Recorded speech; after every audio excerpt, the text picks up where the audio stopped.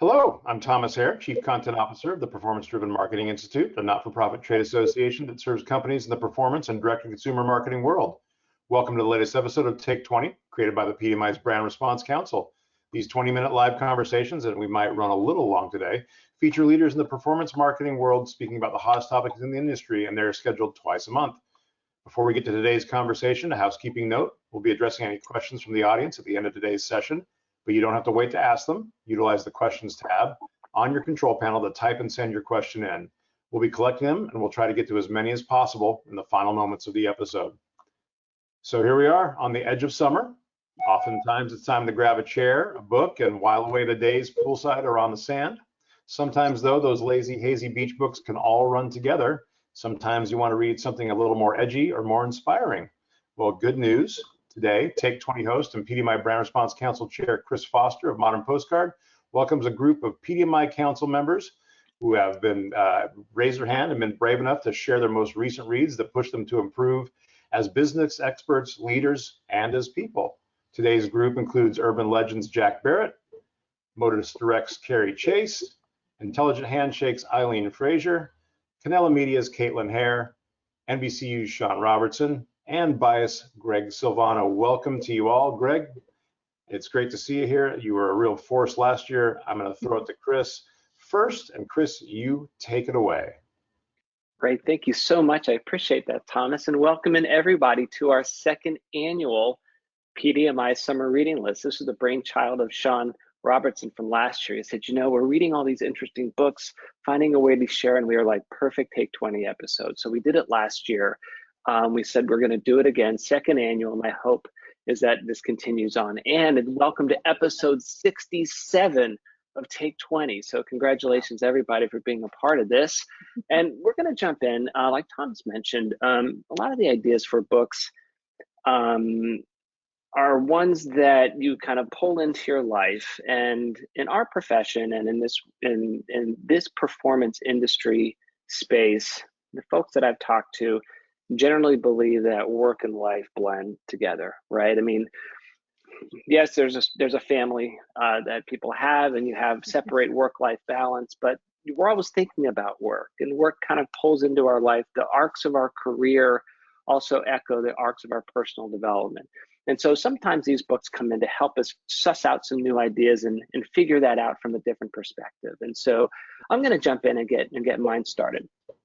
So the book that I have been reading and was inspired me for this one is this one. There we go. It's called The Infidel and the Professor. So it's an oddball book to think about, but it'll make sense as I pull it together. It's a biography of a friendship between the Scottish philosophers Adam Smith and David Hume. Adam Smith is noted oftentimes as being the founder of modern economics. But firstly, he was an ethicist, and he wrote a book called The Theory of Moral Sentiments. Also at the time, this is mid-1700s Scotland, David Hume was a philosopher and essayist as well, and historical writer. But to me, what was interesting about this book is about thinking about it as a resource and story about the power of professional friendship and how that turns into these lifelong personal friendships and mutual mentorship. For them, it wasn't without controversy at times. Hume was not devout. And in fact, he publicly lived a life without religion per se. And that was dangerous behavior in mid-1700s Scotland. But his friend Adam Smith recounted at his death that Hume, his unbelieving friend, quote, approached as nearly to the idea of a perfectly wise and virtuous man as perhaps the nature of human frailty will permit. It was a beautiful and loving testament to his friend, who he'd known for decades. And their friendship inspired one another to do great things, write interesting essays, and also think daring new thoughts and push the idea of how we think about thinking, especially in a literary environment and at the time, which was called the Scottish Enlightenment. And the reason that I thought that was so interesting is that I think about our own circle within the performance industry network, especially within the PDMI group and the members within PDMI. That this is a group where within our own industry, professional friendship and personal friendship blend, right? I'm learning from all of you. We're all learning from one another. We're all mentoring one another and helping us get better all the time. And I think we seek partners and colleagues to discuss our own journeys and it kind of blends the boundaries between personal and professional growth. And so it really touched home to me that, you know, nurturing and connecting with all of you and building these personal and professional relationships and the network within the performance marketing industry and through PDMI is something that I really cherish and value. So anyway, there you go, the infidel and the professor. All right, Sean, I think it's appropriate because this was your idea. I think you should go next. Well, thank you so much, Chris. Excited to be here, and thank you to the PDMI for hosting this. I'm really excited to share a book again this summer. Last summer, I talked about my excitement. Normally in the summer, I'll gravitate to something that deals with military or something with our troops here in the US. But this summer, I've gone to a book still on the thematically aligned with war, and it's actually on war by Carl van Clausewitz. And what I found interesting when I first jumped into this book, this was both edited and published posthumously by his wife, Countess Marie van Brugh, right? And she was a countess from a royal family in Prussia, now Germany. And what van Clausewitz does is he analyzes war as a conflict, and as he distills it, it's essentially a duel between two nations on the grandest scale, right? But leading up to war, it's not a single event. It's this complex dance between two nations and their leaders. And then also what ends a war is not a single blow. And post-war, you're dealing with implications and a ripple effect that has meaning and impact way beyond the cease of conflict on the battlefield. So I admittedly, I haven't read the book yet because I'm midway through. It is thick, right? And so carrying this back and forth in a briefcase, it's starting to reinforce some of the muscle mass I lost during COVID. But I'm enthralled by the book, learning a great deal. You know, like Chris's point, there are implications both in business and in life, how you can avoid war, but certainly in some aspects that conflict and the tension between two parties is almost unavoidable, right?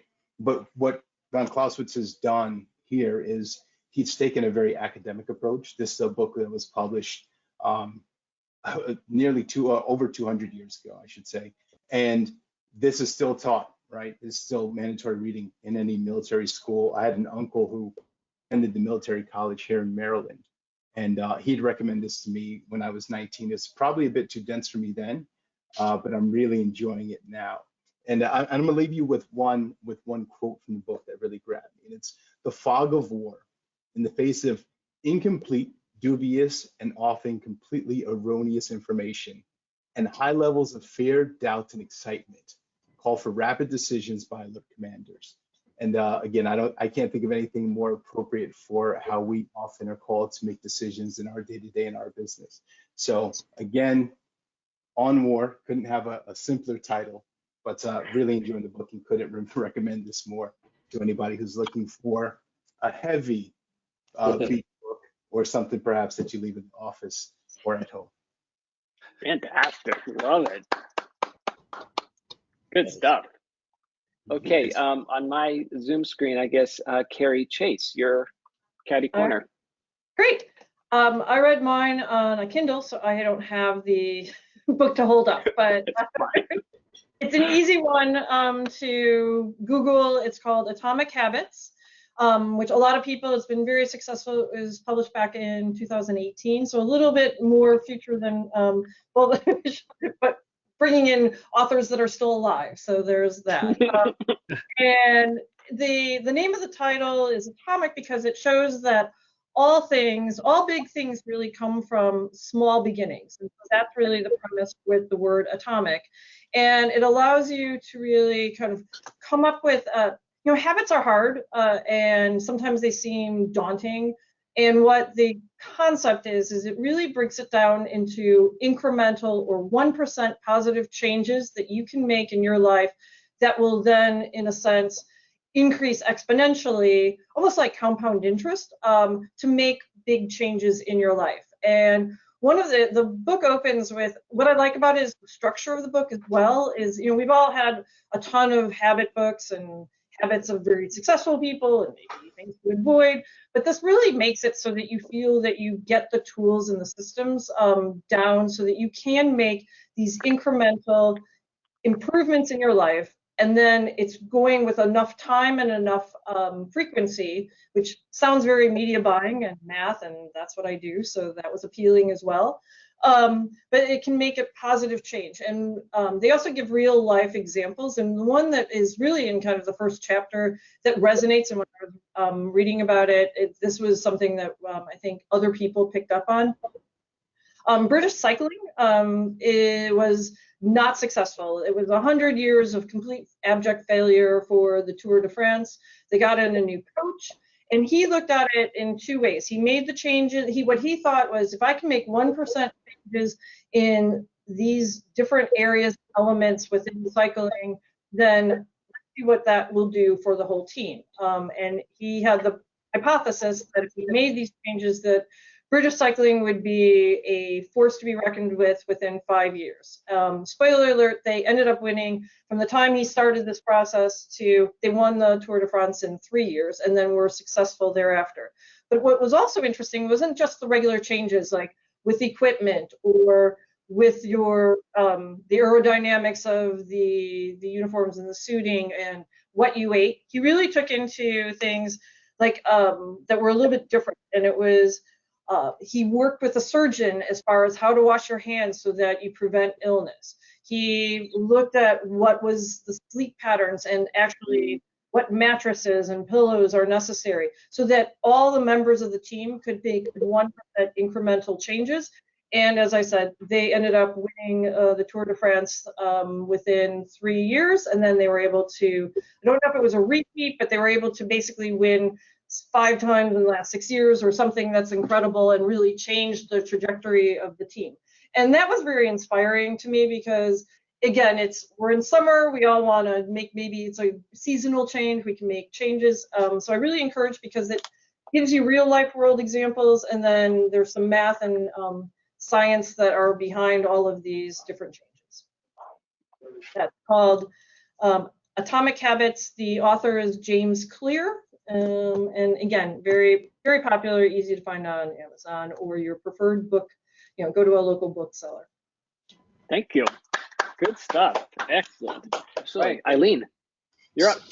Sure. Let me pick up on the concept of story.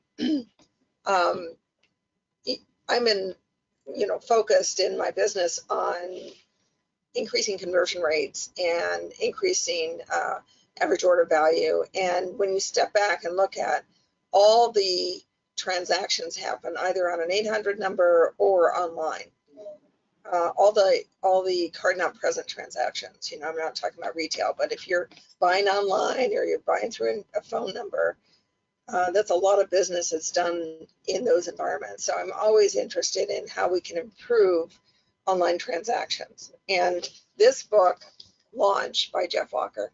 Oops. And I have to give a shout out to Gregory because he recommended it. And why not somebody who has a business in online transactions recommending the book on launching online? So I took it up and read it, and a couple things really hit me to the heart. But the ability to tell the story, which is actually building on what Gregory's talking about, is in a way that grabs your attention. And a couple of lines, I'm just going to read a couple lines that he starts with. And he starts with 4 steps. One is a pre-launch, which is a little bit counter to normal direct response, because in a pre-launch, you don't actually ask for the order, which to me is like, oh my God, what do you mean you're not asking for the order on every moment of every piece of communication? But he holds you back. He holds you in the reins in. And a couple lines like he would start with, I'm a lot like you. I found passion for becoming a comedian. And then he goes on and tells the story. Or another one, which is, what if all of your plans fall apart and your parents were right? What if you can't make it? That's like grabs you from the heart and then just takes you into that story. And then he works that pre-launch and then the pre-launch in areas that lets the audience give feedback. For instance, where do you have questions, or what wasn't clear? And he lets the relationship build with this pre-launch and pre-launch and pre-launch group, so that the audience starts to tell him where he thinks they're not telling enough and he's not giving enough information, or maybe the material wasn't clear, or give us your story. So he now develops this strong relationship with the audience. And then the third step, so he has a pre-launch and then a pre-launch. And the third step, he opens the cart to take orders. So by the time he opens the cart, you are like dragged across the room and are ready to buy no matter what. So when he opens the cart, he has a very short window of that open cart, and then he has a post-launch.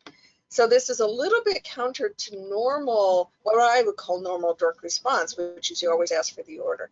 And those of us who've lived through the old days of direct mail, I'm looking at you, Chris, and the new days of direct mail, but direct mail to infomercials to DRTV to online ads, it's always about asking for the order. Well, he's saying hold back on asking for the order, build that relationship, then open it up, and then boom. Well, he made 6 figures in 7 days. So you have to say, okay, that's pretty great.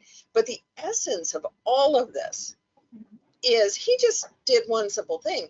He took the traditional direct response long letter and he cut it up in segments, because it's very, very hard to read a long letter, an email. You're not going to stay with it. So he just took the old traditional long letter and cut it into segments. So he used a segment of the long letter each day instead of adding length of the long letter. He just took each part and built into a relationship with that reader. By the time he got to the end of the long letter, boom, open the cart, boom, there are the sales. So it's a little bit like the old is new again. And I thought, gosh, those of us who remember Joan Throckmorton and some of those great DR long letter writers, which some of the new game may not remember, but oh, the long letters are so emotional, and it's the story built in a way that creates the relationship within the sale. So I guess I'm going to leave it there. I've talked a lot, but great book, great way Wonderful. to start again. If half your transactions or 3/4 of your transactions or 100% of your transactions are online, it's important to look at people who've been successful, and I'm always open to a new idea, even Wonderful. a new idea. Great share. Thank you, Eileen. Right above Eileen is Caitlin. Hey guys, so I'm kind of counter programming to everything that's gone so far. My book, if you can see it, it's Big Magic, Elizabeth Gilbert. And in some ways, it's not really an obvious book to pick. It's almost about using your creativity as a side hustle to kind of inspire and satisfy an artistic need. But I actually have a favorite quote that some of you guys may have heard by Roger Ebert, and it's, a good movie isn't about how much you enjoyed it, but how much you thought about it afterwards. And for me, this is one of those books. So I kind of nailed half the assignment, which I think is like the 60 to 90 seconds. We were going to talk about it. The other half I totally failed on, because I initially read this book back in 2015. I know we're supposed to talk about a recent one, but it's one I've found myself coming back to topically over the years. The key point that I've been really drawn to, and I've found a lot of inspiration, and it's continued to impact me, really regardless of what my role has happened to be at the time, is this idea of embracing your creativity and not fleeing from it. There are some ideas that just won't let you go. Don't ignore them. Scratch that itch, see what happens. I think really our industry is exciting because there's a lot of creativity in it at its core. We were really founded on innovation and creative thinking. This is how it's always been done, but what if we do it like this instead? And I think, as the world continues to evolve, making sure that we continue to have that affair with creativity, continue to embrace those ideas we just can't let go of, and really keeping that front and center. It's important, I think, more than ever before. Like, we can optimize, but creative thinking is really where a lot of the growth is. And this book is almost a roadmap for how to keep that creativity front and center in your life. I also think it's great for this summer because it's a fun read. Like, it's not something that you want to like hunker down with, get a blanket, wade through. There's a lot of energy in it. It's powerful and it's empowering. So that's kind of it for me. Thanks, Was Carey. that a shot at Sean that it's not this? No, but I was almost like, if I go right after him, I think we will get something for everybody in here. Wonderful. I love it. Caitlin, thank you. That is, I love that. I love your quote. And I thought that was such a beautiful phrase that you just had, to have an affair with creativity. I love it, right? Yeah, That's a big component of the really, book. So it's, very clever. It's fun. Okay, Greg, are you ready to go? Or should we go I can, to Jack? yeah, sorry about that. So best story wins, go back to that. What got me really thinking about this on a business sense is I have maybe 2 or 3 stories that I tell when I'm talking to somebody about features in our product, right? So for example, we're an A/B testing engine, right? Big yawn. We're an A/B testing engine. And when I give that information to somebody in a demo or a sales pitch or whatever, it's a very powerful feature. It is kind of the core of what we do. And I get a head nod. Yep, okay, check the box. We're an A/B testing engine. But when I tell a story about a Buyist customer who used A/B testing and the impact it had on their campaign and how it ended up becoming this monster campaign after 18 A/B tests and how they did it, it's a very different reaction I get. And actually, it was at PDMI Miami this year, sitting in the lobby. I remember exactly where we were sitting with a big customer, actually big potential customer at the time. And I went through that same story because somebody said, tell them about your A/B testing. So we already knew we had A/B testing. It was already established. And when I told this story, he leaned back in his chair, he elbowed the person next to him and talked about how their products, how they could take their products and fit them into that exact testing scenario of the story that I just gave. And it's so memorable, it's so personal, it's so much more relatable when you tell through a story. And it actually got me, I started a list in Apple Notes of stories. And I start with like just personal ones, me, right? Because one of my big complaints about myself is like I'm not really a storyteller kind of guy. And I started with like some big ones, climb Mount Kilimanjaro, some big ones.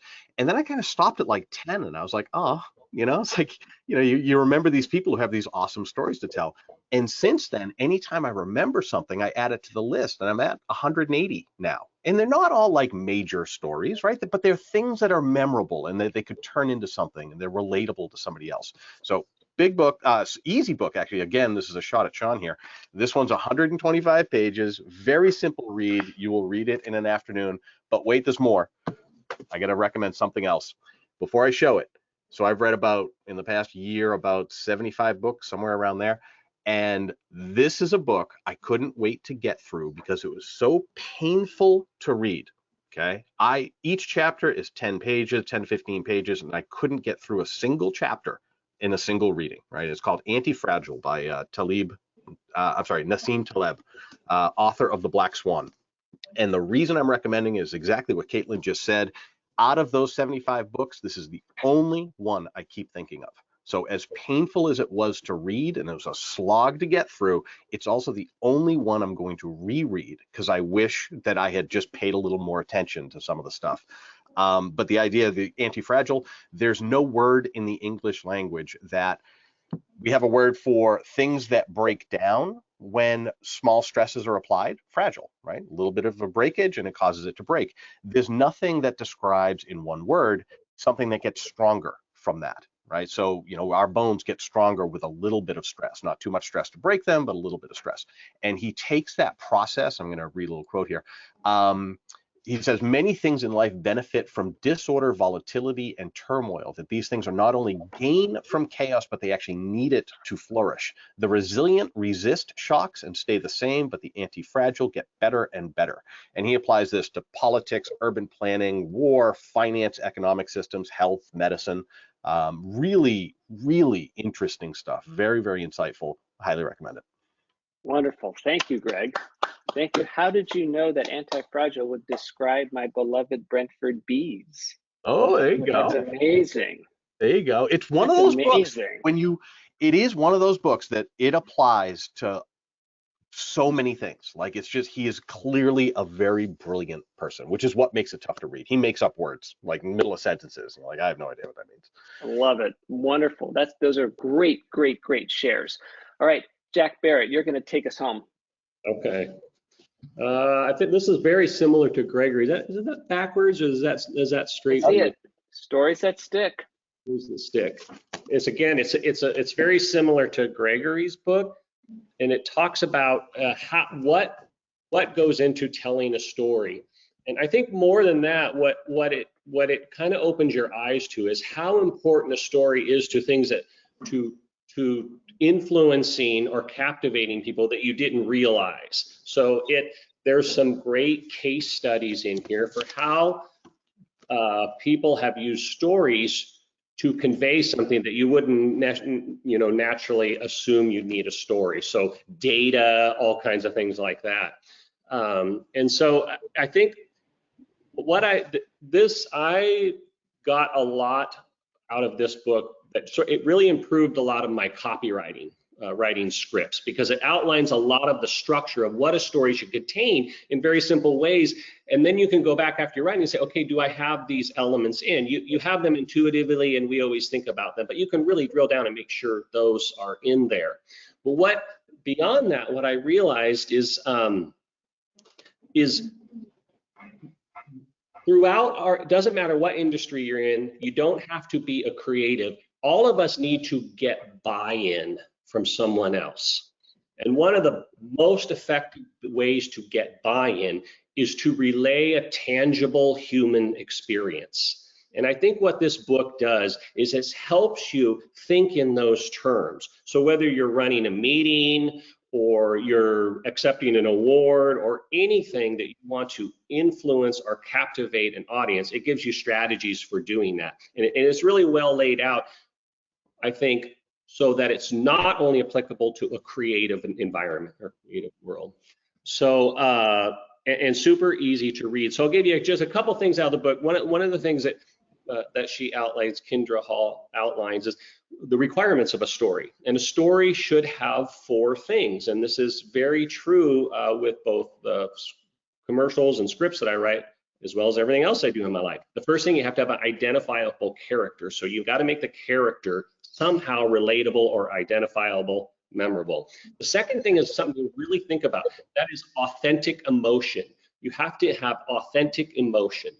The third thing is something we know, but I like the way this is phrased, and this is called a significant moment. That's when something has to change at some point.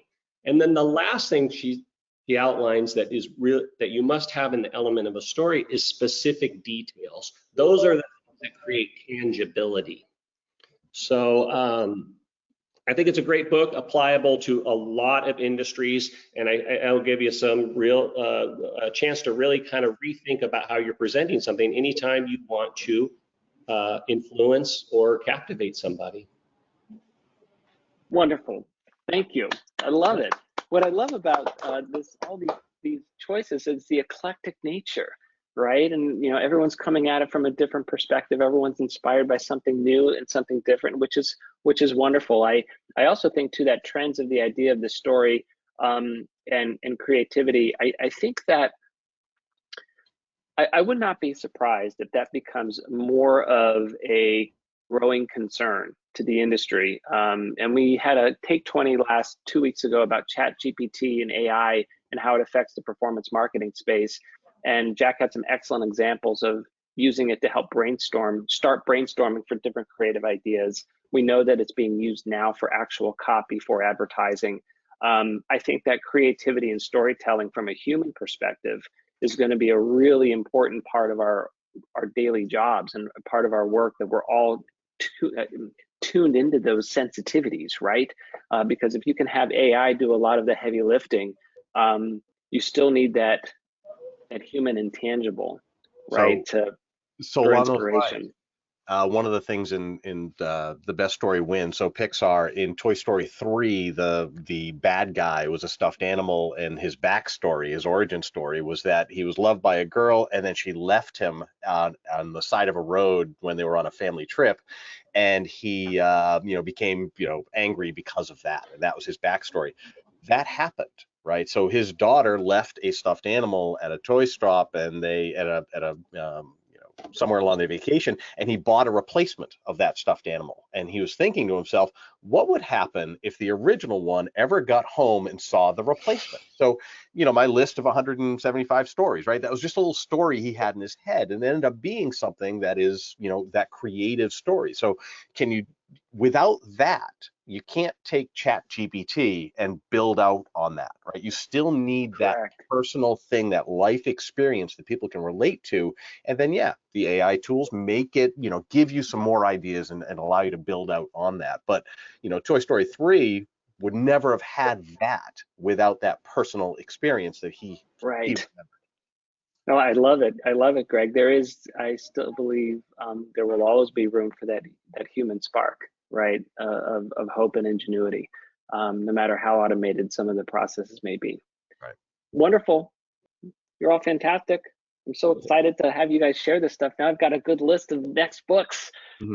Thomas, John, are there any questions at all? Do you want to wrap it up? And oh, by the way, before we split, anyone have a really cool summer vacation plan? Don't we take vacations in the performance marketing space?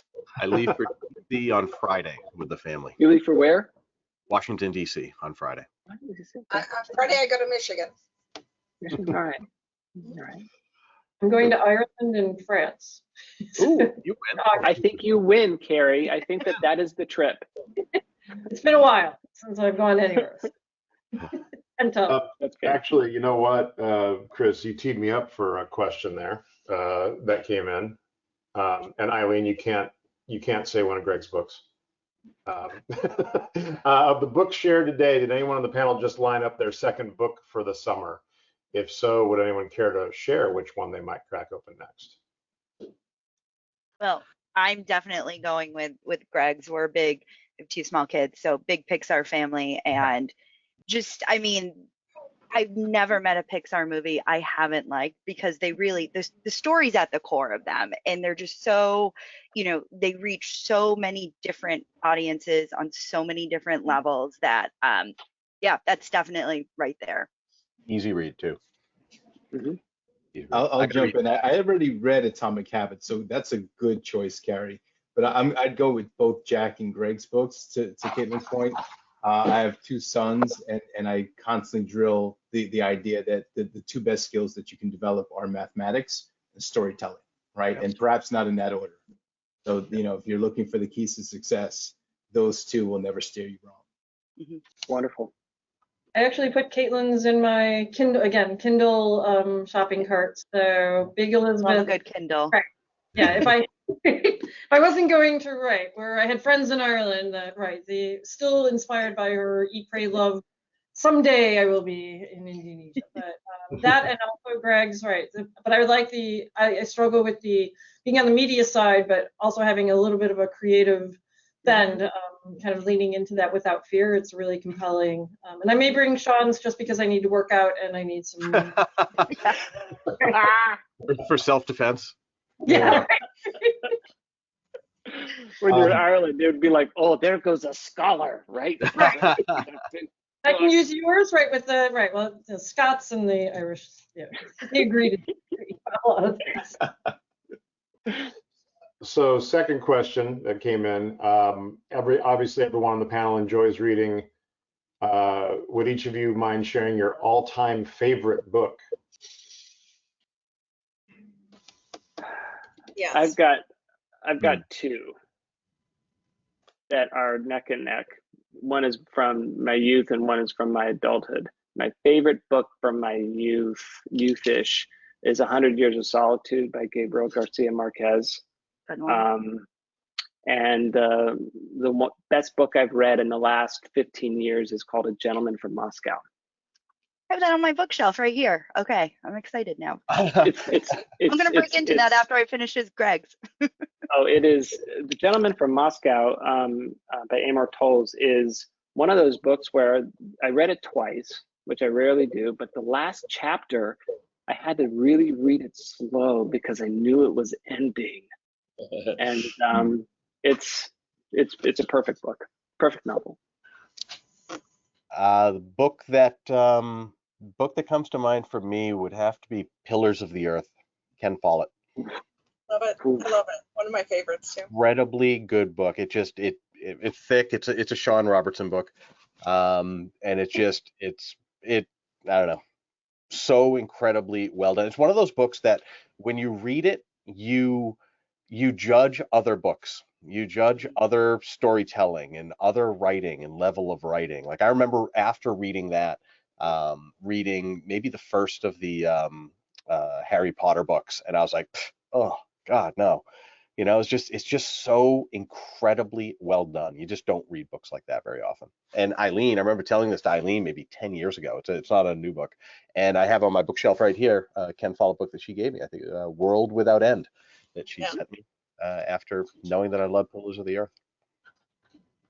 Well, with that, maybe I'll jump in with mine.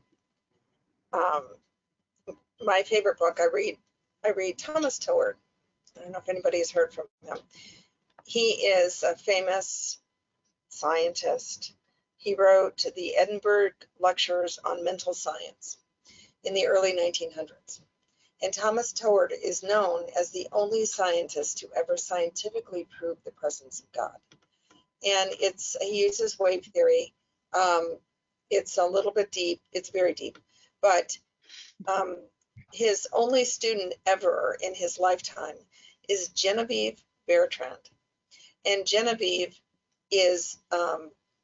translates his work in a way that is easily consumed, but I read both Thomas Toward directly and Genevieve Bertrand. And I guess I don't have there's a famous paragraph from Genevieve, but maybe next time I'll read it. But both of those are all about elevating thought. And I read Thomas Toward. I only know of one other person other than my mother that ever read Thomas Toward. And I share that because it's always a sign of somebody who's really dug really deep to find the true scientists in evolution, in the world, right? The true people that have shown us insights that we just don't get from your regular course of reading. So I encourage you all to find either or both of them. Awesome. If you need the name spelling, just email me. I'm kind of taking a Chris route, historically, for lack of a better word. My favorite book, Cider House Rules, John Irving. I'm a big John Irving fan, so I don't know if that tells you anything about me and my personality.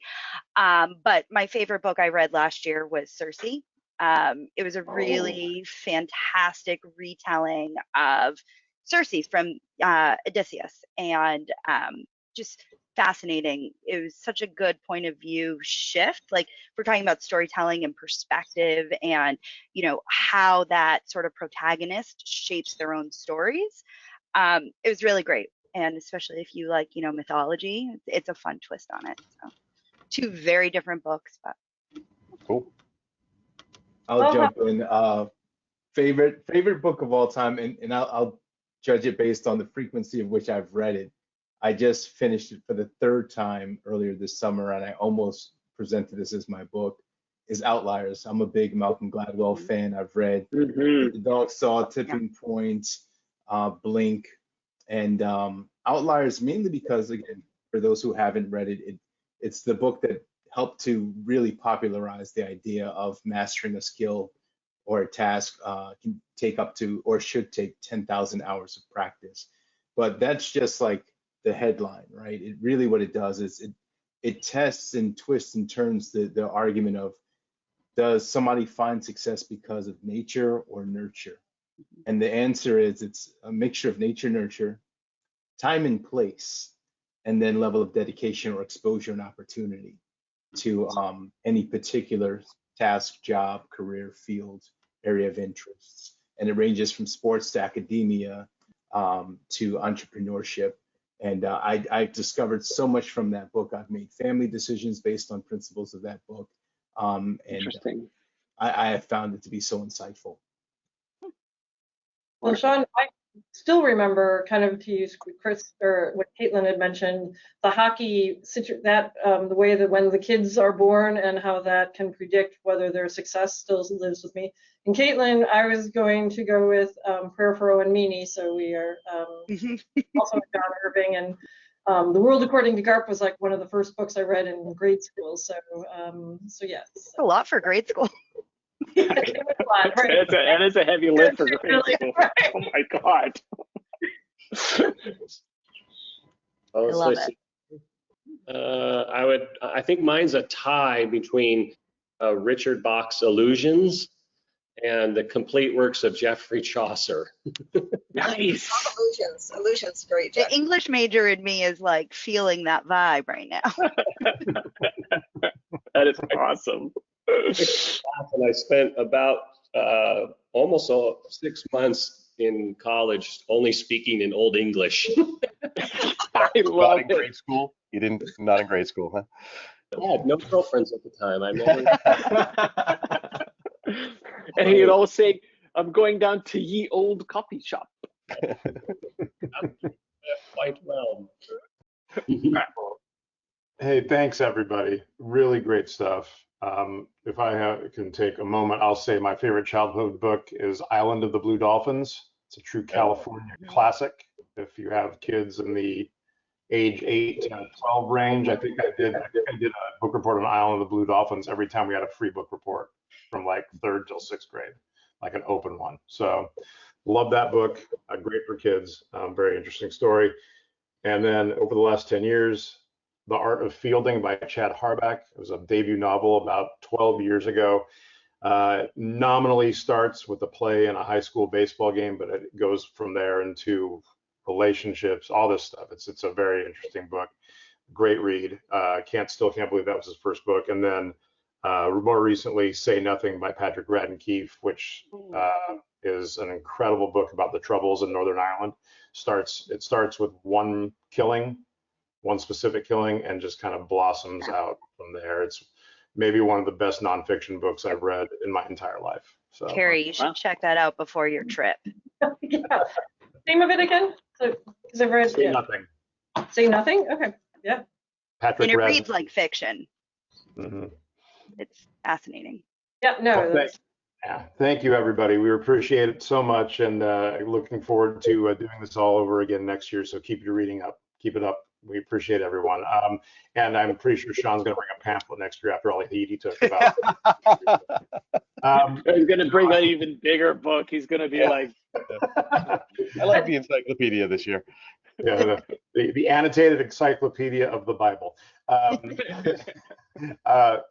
Our next Take 20 episode is Wednesday, June 28th, when we tackle the topic of fast channels and what opportunities are out there for performance marketers. Please visit thepdmi.com/take-20 to register for the webinar and check out the upcoming schedule. And a reminder that registration is open for PDMI West, October 9th through 11th in San Diego. We're very excited to get things rolling. We're about to announce some of the education for the event. We're at a new hotel this year, the Intercontinental San Diego, and we'll be giving some information about that as well in the coming weeks. But don't hesitate, badge holders will get their first opportunity to book their hotel rooms in the discounted block of the Intercontinental by registering. Visit thepdmi.com/pdmi-west for more information and to grab your badge today. Thanks again for checking out this episode of Take 20. Be well. We'll see you soon. Bye-bye. Thank you. Take care. Bye-bye. Bye.